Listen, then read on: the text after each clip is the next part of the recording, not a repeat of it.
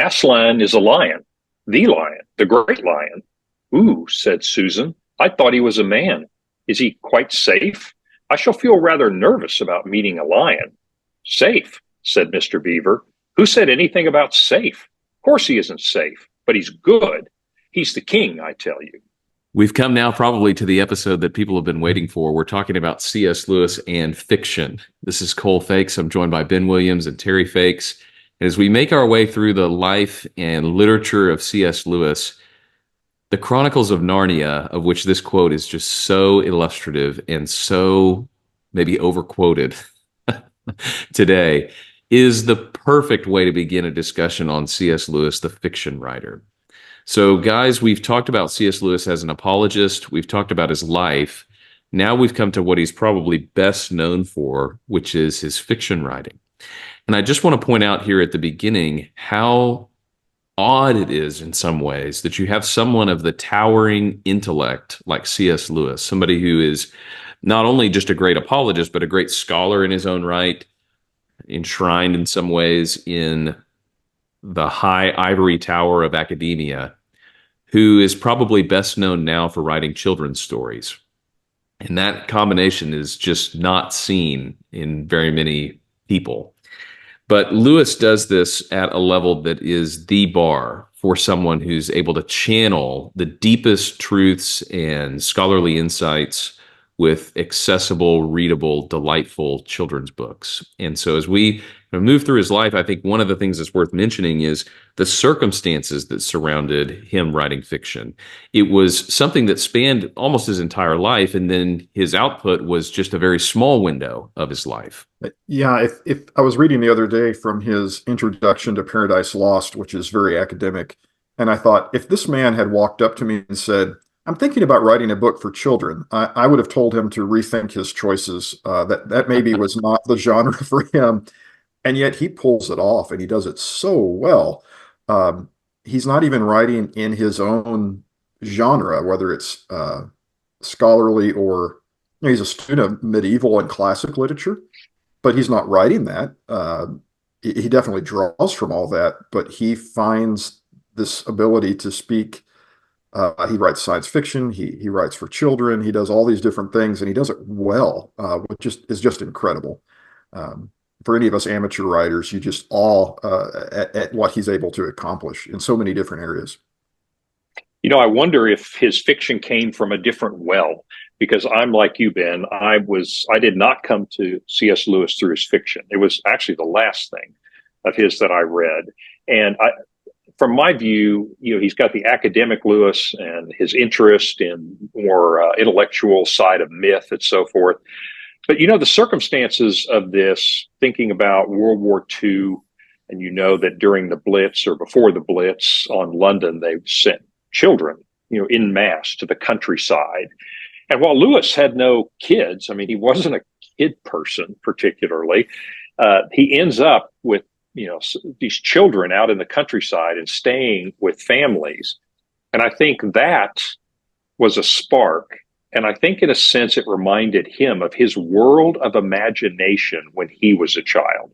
In fact, this is a paraphrase, not a quote, but he talked about growing up without imagination is the worst form of poverty, if you will, that children need imagination and living in an imaginary world. And I wonder if the World War II and the children, and then that tapped the well of his imagination as a child. And perhaps that's what started him down the road of fiction.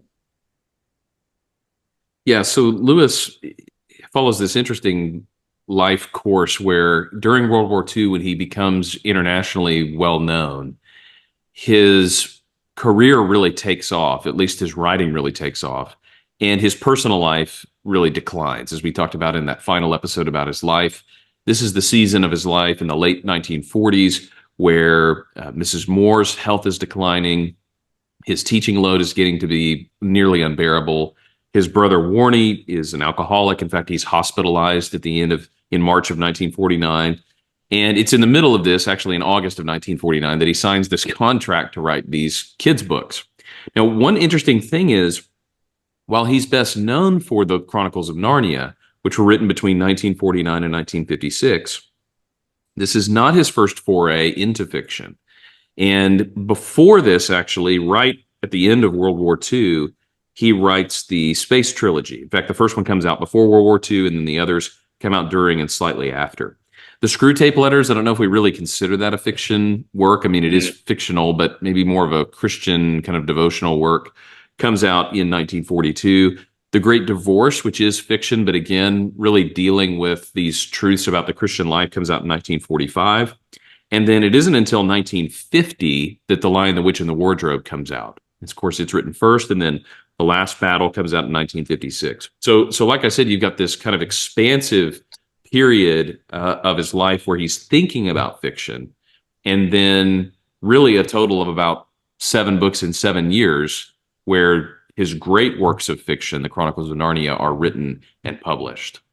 He's definitely a student of literature and brings all of that to bear with his life experience with these children. He writes a text at one point in life titled On Writing and Writers. And in that, he talks about the process of writing and who your target audience is. And I thought I'd just read this paragraph. He says, "Not long ago, I saw in some periodical article the statement that children are a distinct race. Something like this seems to be inwardly assumed by many who write today, and still more those who criticize what are called children's books. The theory does not seem to me to be born of facts. For one thing, there is no literary taste common to all children. We find among them all the same types as ourselves. Some read realistic books, some read fantasies, some read Marvel, some read informative books, some read silly success stories. All the books that grown-up people like, and all the good children's books of history, all the successful children's books are rigorously read by adults with the same interest and thoughts as a child might." And here's the great quote: "If you want to write a good book, do not limit it with age." And so he had such a robust understanding of what literature accomplishes that was so deeper than even the popular level understanding of marketing to a particular age group. He said, no, you just need to write a great story. And then having that experience with children just kind of prompted him to do something maybe he hadn't tried before, which was to take his inner imaginary life, a different version of it, and just explore that in a way that children would enjoy, but of course that he obviously did as well as an adult. If you remember back in our first episode, we talked about this was something that Lewis had with him his entire life. And I think one of the reasons he's such a strong advocate for children, I mean, he never puts them down or talks about them in a diminutive way. Instead, he expresses, I think, what was deeply inside of his own mind and his own heart from childhood on. You'll remember he was creating these worlds of talking rabbits and animals and creatures as a kid. And in some ways, it wasn't that was escapism, although he was doing this during some difficult times. Instead, I think what was happening is this was Lewis's way of understanding reality. And so there's a way in which you can tell a story that's truer than if we were to just explain a series of events that actually happened. We can capture something truer by telling a story about it. And what Lewis was doing from childhood on was he was interpreting and presenting, providing a window on reality through these stories. And so in some ways, what Lewis is doing is he's talking about the real world in these fantasy worlds. Now, with a nod to Lewis here, one thing we have to say is he's talking about the real world through these fantasy worlds, but he's not doing allegory. Is that correct? I think we need to mention that because he was insistent that he was not doing allegory. And you can see why so many commentators and readers think this is an allegory. And what I mean by that is an allegory is where every character and the circumstances of the story are intended from the beginning to have a corresponding person in real life. So, for example, you could have Aslan the lion is a Christ figure, and that is true. But you're really hard-pressed to look at all the other characters and get them to fit into a Bible story, for example. And so, one of the things, Cole, that's amazing to me, you guys, is that he didn't really start out with these as a story. An allegory starts out as, well, I want to tell the story of Jesus, but I want to do it with different characters. He didn't start out that way. I have read that he began these with a single picture in his head. and then work to flesh out the story. And that would be anything but allegory.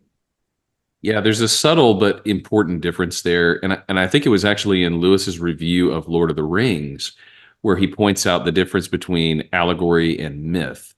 Allegory, like you said, is I'm telling actually another story and I'm using these characters to correspond to it and shed a different light on it.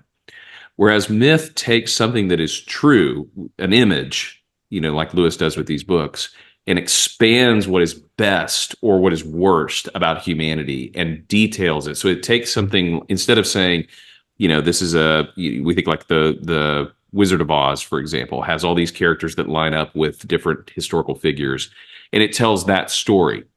Instead, what myth would do is take something like love and help you explain it and understand it in a better way. And so, like I said, there's a subtlety to this in what's being done, but actually that fits whether it's the Lord of the Rings or the Chronicles of Narnia much better. What Lewis is trying to do is take certain themes, certain things that exist out there in the world or in the world of ideas, and tease them out and put them in characters and events and in a story that helps us actually understand them all the better. And so Aslan would be the perfect example of that.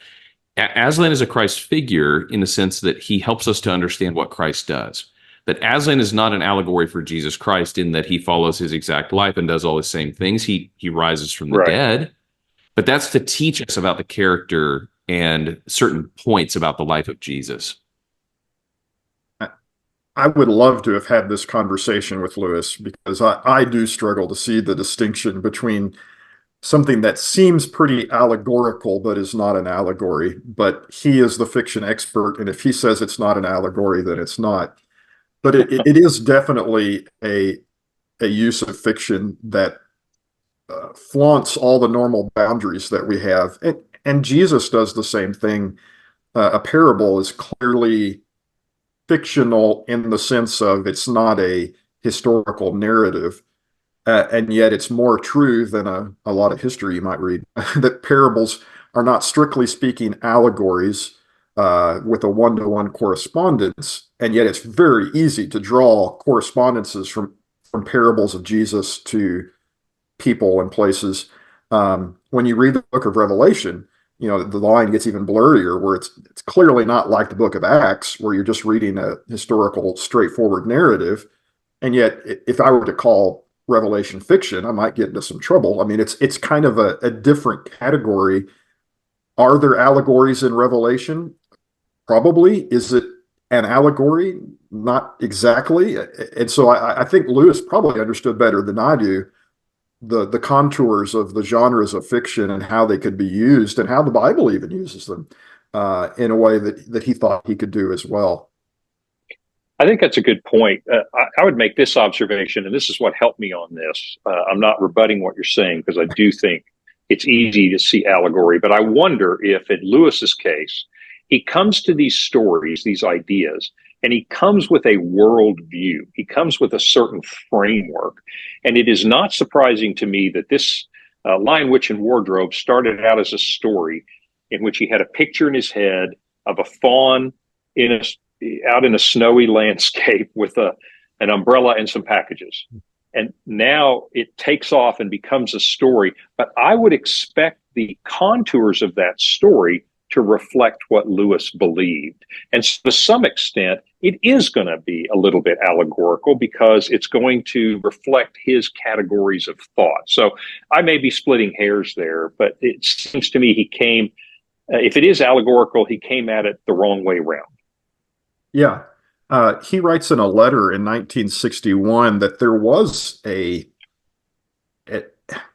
outline of sorts to the Narnia books, but he didn't necessarily start with the outline. In fact, in another letter, he writes to a child had asked, what's the right order to read them in, which we may debate later. And he tells the child there may not be a right order. And yet in this other letter, he outlines that the magician's nephew is about creation and how evil enters Narnia. So creation and fall. The Lion, the Witch, and the Wardrobe is about the crucifixion and resurrection. Prince Caspian is about the restoration of true religion after corruption.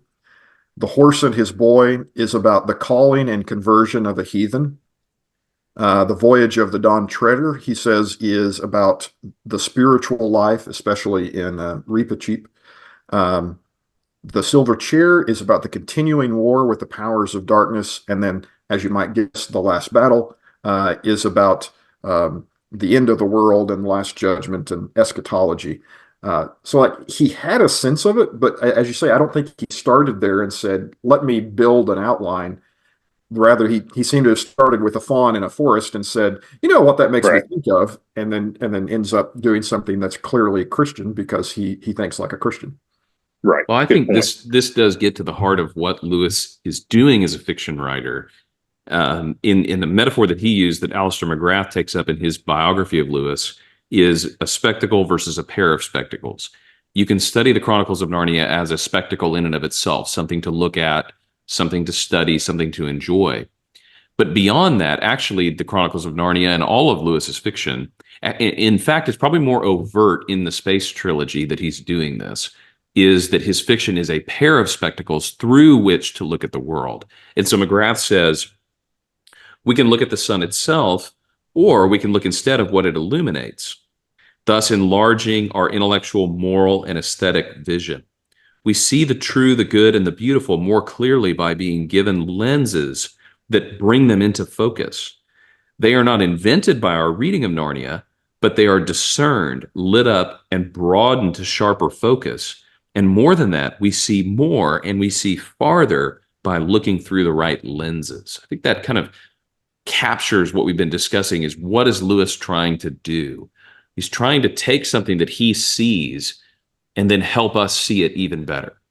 Whether that's these themes in the Narnia books or what these characters are like in human nature, whether it's the reinterpretation of the creation story, and some of the kind of bizarre twists in the Space trilogy that help us to see reality, or at least think about reality even differently.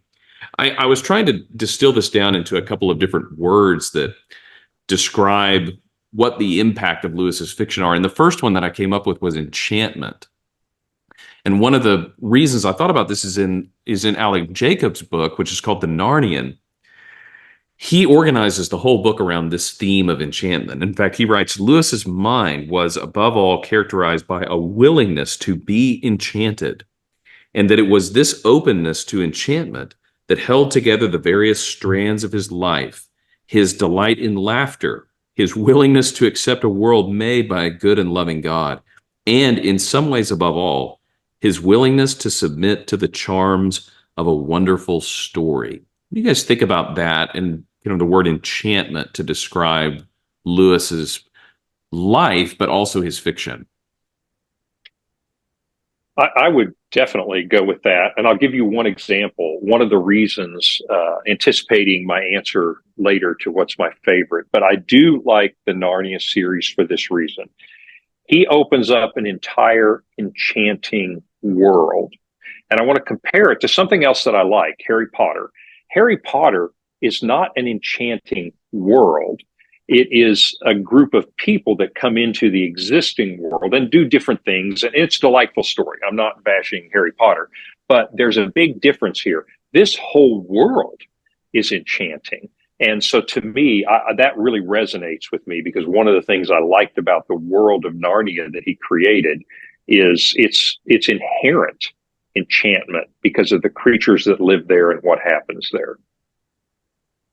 Philosopher Charles Taylor talks about the difference between the modern secular age and the ages that preceded it. And one of the big words he uses is that we have a buffered reality, that the material world that we experience is disconnected from any sort of spiritual reality. If a spiritual reality exists, it's on the other side of the wall and is of no pertinence to our world. We live in a disenchanted world. C.S. Lewis, again, student of medieval everything and ancient literature, lived and thought in this enchanted way, and helps us recapture that by opening the porous boundaries. It's something he definitely gained from his study in medieval literature. When you read the Divine Comedy by Dante, it just makes sense to someone like Dante that you could just travel through hell and purgatory up through heaven like you do through Europe, because they were the same sorts of places. When you read Milton, um, Earth is described as on the frontier of heaven, like a colony. They have kind of spatial and geographical significance, that it's part of the same universe, not cordoned off somewhere. And so all of that, I think, influences Lewis in his way of thinking of the world as enchanted. And so he invites us into that. When you read the Space Trilogy, you travel off into space and find out we just lived on the boring planet. Actually, the whole spiritual realm is integrated in space once you get out of our little pocket, our silent planet. That it's been alive and well all along, and he's inviting you to think about the world in an enchanted way.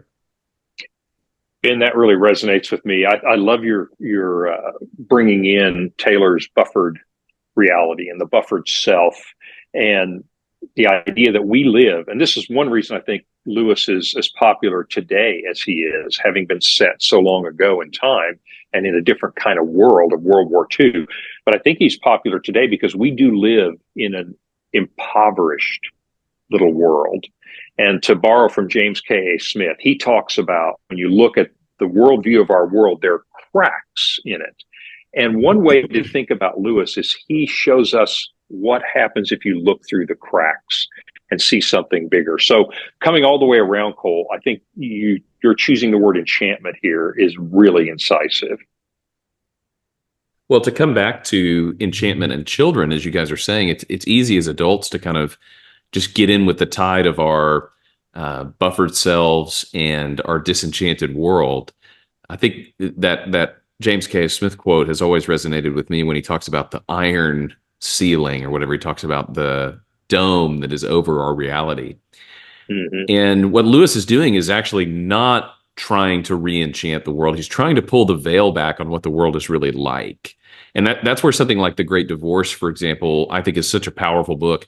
In some ways, I don't know that I would argue this down to the T, but in some ways, The Great Divorce is the most similar of his books to something like apocalyptic literature. So, Ben, as you mentioned earlier, apocalyptic literature is not allegory, although it might contain some of that. But what it's doing is describing the real world that we can't actually see. That's what Lewis is doing in The Great Divorce. Is I think people maybe miss the point of that book sometimes when they talk about, is this really what heaven and hell are like? You know, is hell really this city where everybody's just spread out and, you know, Napoleon is at the very edge or whatever it is? No. What it's trying to do, it's kind of like apocalyptic literature in the sense that it's actually showing us what's real in a way that we can see it, pulling the veil back on what's really there. And I love this G.K. Chesterton quote that captures a lot of what both Tolkien and Lewis were doing. He says, "Fairy tales do not tell children that dragons exist. Children already know that dragons exist. Fairy tales tell children that dragons can be killed."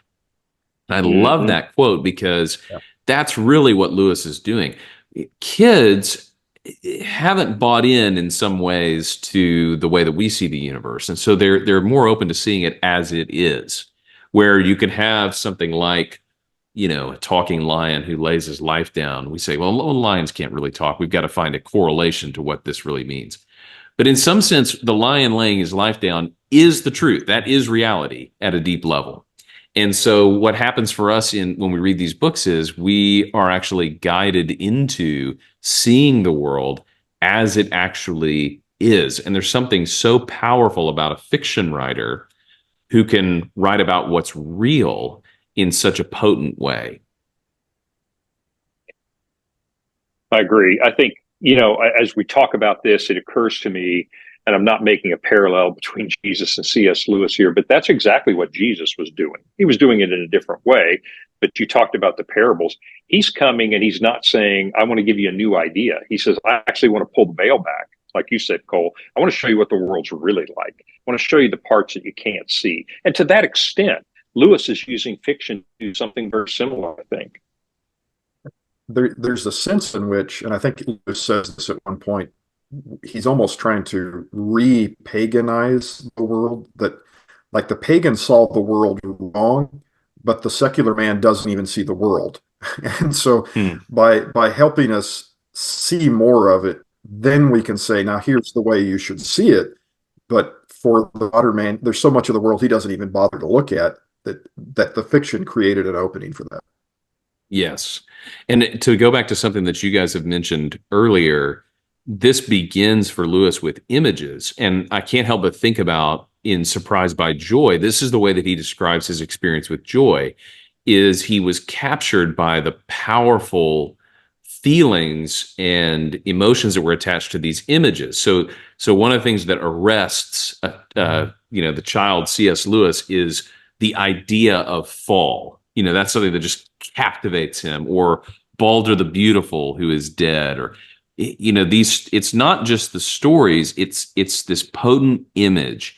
And after the Chronicles of Narnia, Lewis writes an essay called "It All Began with a Picture," just a very short. It's actually just like a page long, where he talks about the beginning of the Chronicles of Narnia, and he says, all my 7 Narnia books and my 3 science fiction books begin with seeing pictures in my head. At first, they were not a story, just pictures. The Lion, the Lion, the Witch, and the Wardrobe all began with a picture of a fawn carrying an umbrella and parcels in the snowy wood. This picture had been in my head since I was about 16. Then one day, when I was about 40, I said to myself, let's try to make a story about it. And interestingly enough, this was the difficult piece for Lewis. He actually has the first couple of paragraphs of The Lion, the Witch, and the Wardrobe written very quickly. He reads them to some people. He talks about them with people in 1949. But he's stuck there until he says later in this essay, and then Aslan comes bounding into the story and pulled the whole story together, and later all 7 of the books together around this central figure of Aslan. That's a good point, Cole. Aslan, I think, correct me if I'm wrong, guys, is the only character that's in all 7 books.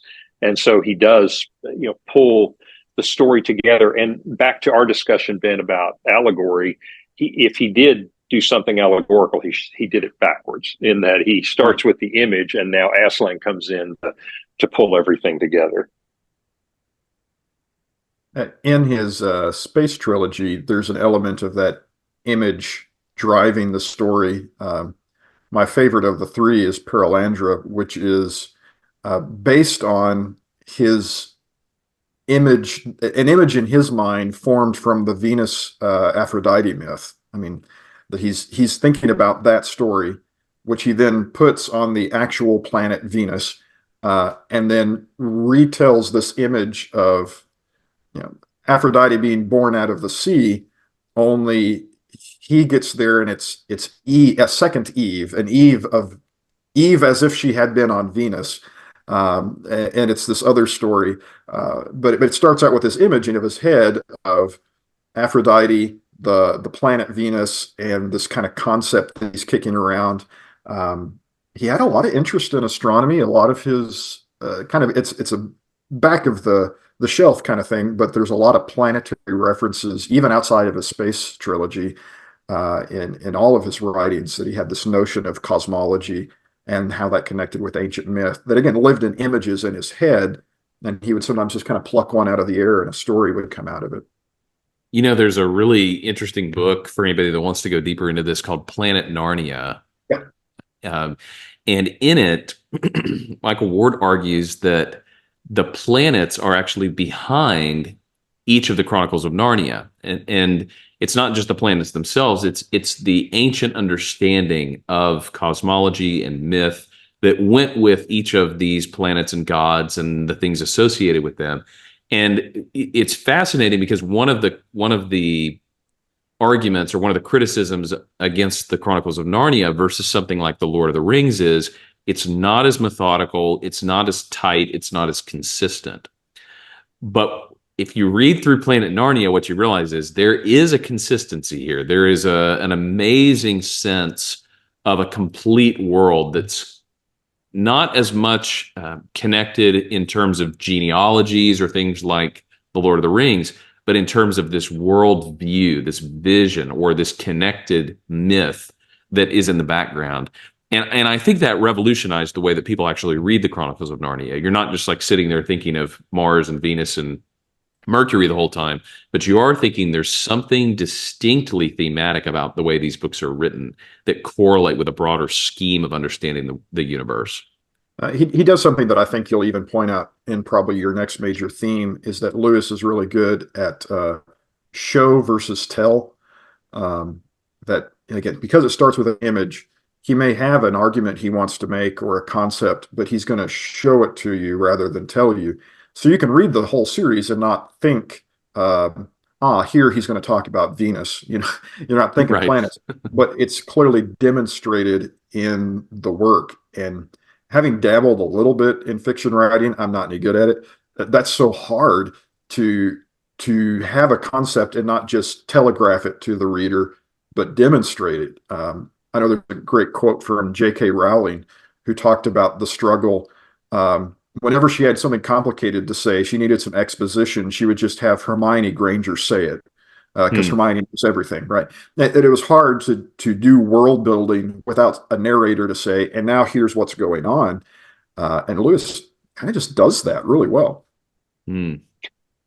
One question I have for you guys is if you think about now we've talked about how this came about, from a picture, he enters an enchanted world.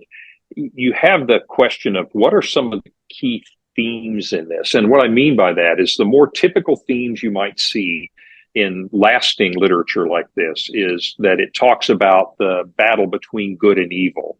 It talks about power and inverting power, or it talks about right and wrong or goodness and, some of the key themes and ideas of humanity. But what kinds of themes like that show up in his fiction writing?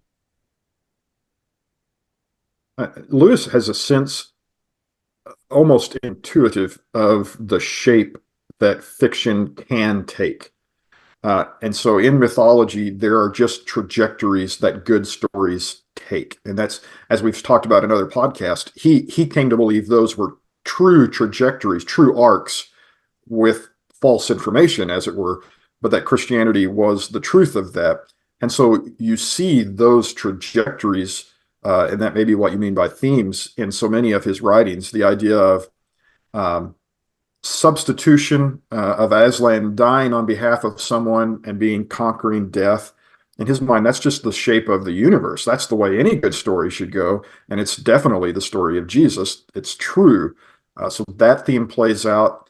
He definitely has a hierarchical view of the universe. The idea of there being kings and royalty and kingdoms doesn't offend his sensibility. He's even a bit complementarian when you get to that hideous strength. I mean, he has an idea of there's a shape to society that's supposed to happen. And he just distills that in his books so well. And there are a lot of those themes of just, this is the way the world is in his mind. And they just kind of drop down into his literature. Mm-hmm.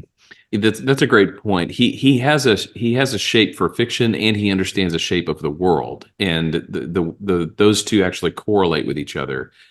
And I think one of the things in the Chronicles of Narnia, especially, is the writing is, for being very short, it is still pretty complex. You have complex characters, which is sometimes the criticism against Christian fiction is everything is just too neat and tidy.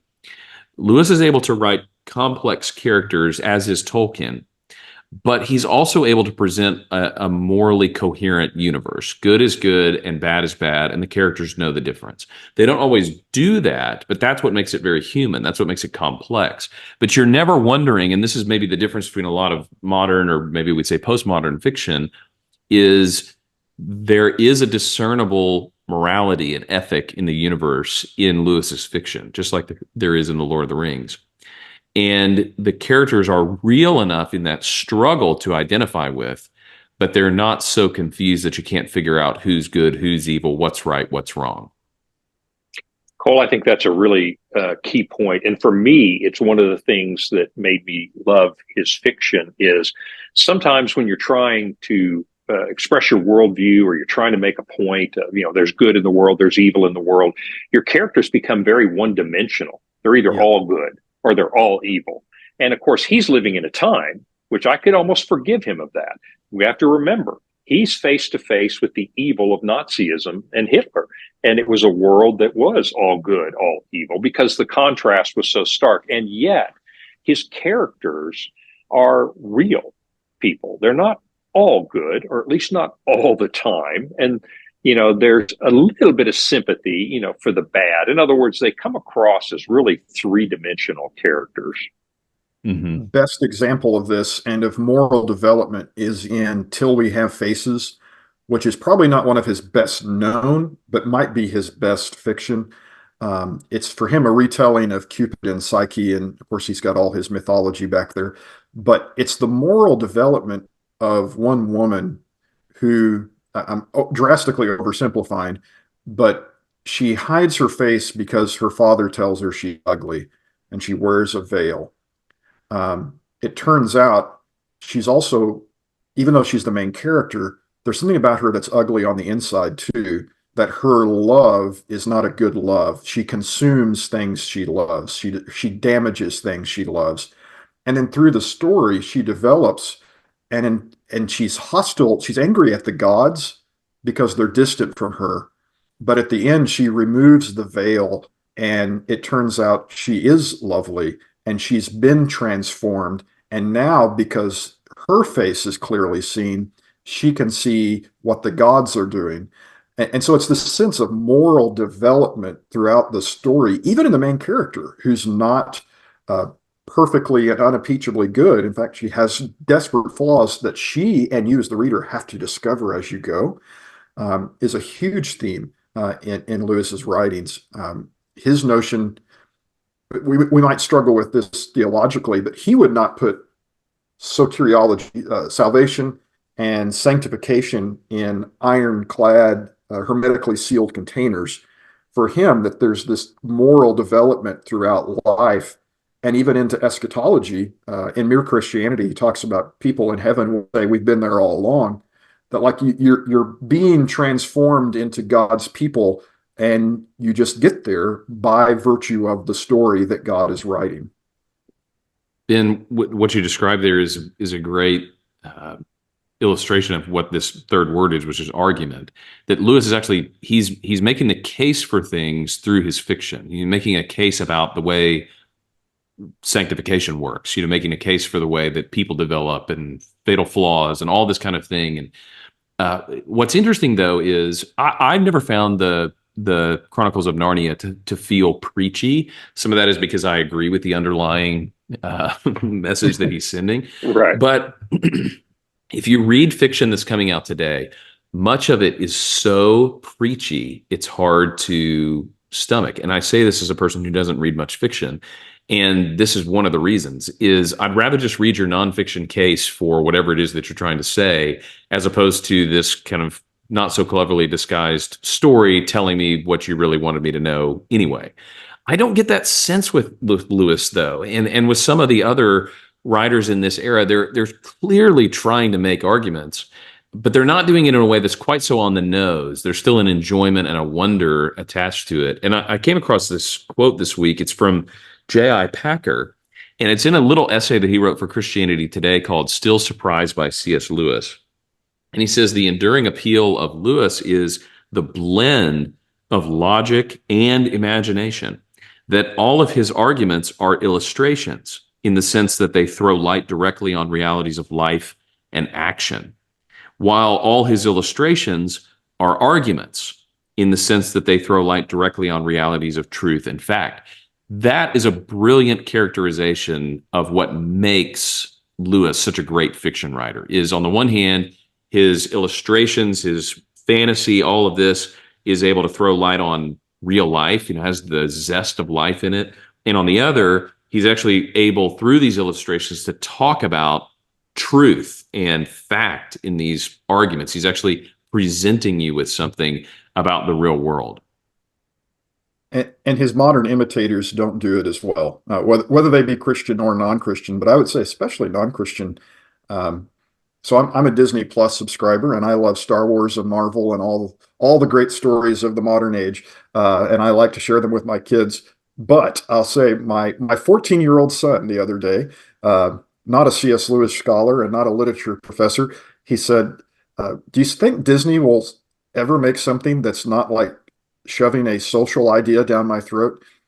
And his point was that like the Hmm. propaganda is not necessarily subtle, and we enjoy the stories, and yet it's kind of like it, as you say, it feels preachy, and a lot of modern uh, cultural products are preachy, and modern Christians can have the same fault. Whereas Lewis just did it so well, where you enjoy the story, you learn something in it, and you thought about something in a new way that you didn't have to accept, but at least you now saw it as credible. That you saw something illustrated that you hadn't seen before, and did it in a way that you didn't feel dirty afterwards. That you had Hmm. something had been sold to you.